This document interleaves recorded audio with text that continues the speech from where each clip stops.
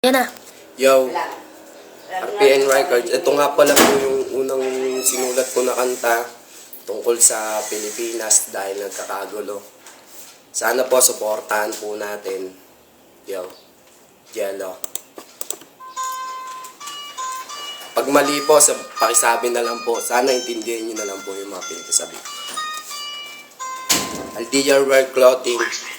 Hoy isang bago ka na medyo nagugulo ka na minsan lang magtayo ng maliit na tindahan numero 1.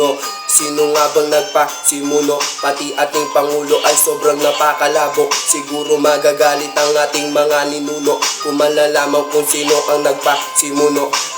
Ako'y naguguluhan, ba't di pagbagbigyan? Isa lang naman ang ating lahit bayan. Hindi ka ba nagsasawa? Ang dami nang nakakawawa. Papayag ka pa ba dugo ay maglawa? At hindi nyo ba alam na isa lang ang ating sagisag na watawat? At tanong nila, tanong ng lahat, wala na bang makakaawat? Bayan ko at bayan mo, bayan to nating lahat. Bayan ko at bayan mo, bayan to nating lahat. Yeah. Ano ba? Nagkagulo.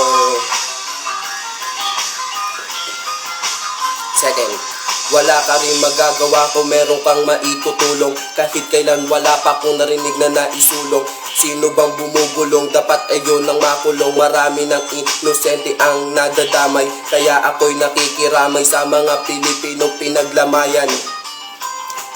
Sana pagdating ng panahon tayo ay makaahon. Alisin natin ang madungis na kahapon. Sa mura kong edad akin ang napagmasdan. Bako-bakong daan ang kanilang pinaglalaban. Nakakatawang isipin na minsan tayo'y naging alipin.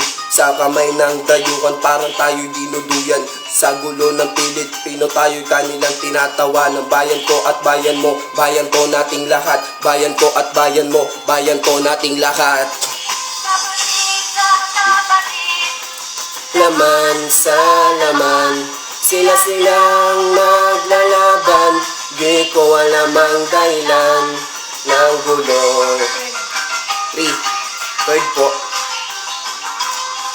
Sobra nang nakakatakot kasi tayo ay nababalot ng puot at lungkot.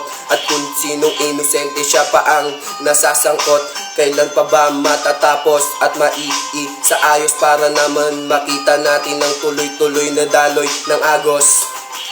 Bagkos makikita mo rin kung iyong aalamin. Kailangan lang intindihin kung iyong mapapansin. Sayang naman ang ipinaglaban ng ating mga bayani para sa ating bayan.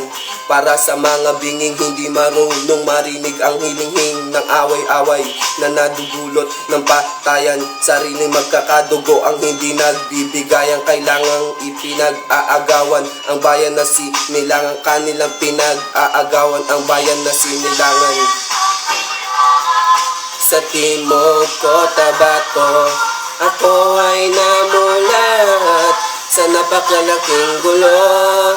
Dahil walang respeto sa prinsipyo ng kapwa-tao.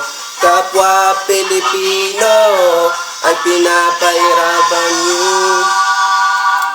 Salamat po. Tapos na? Tapos na, Jelay. Jelay.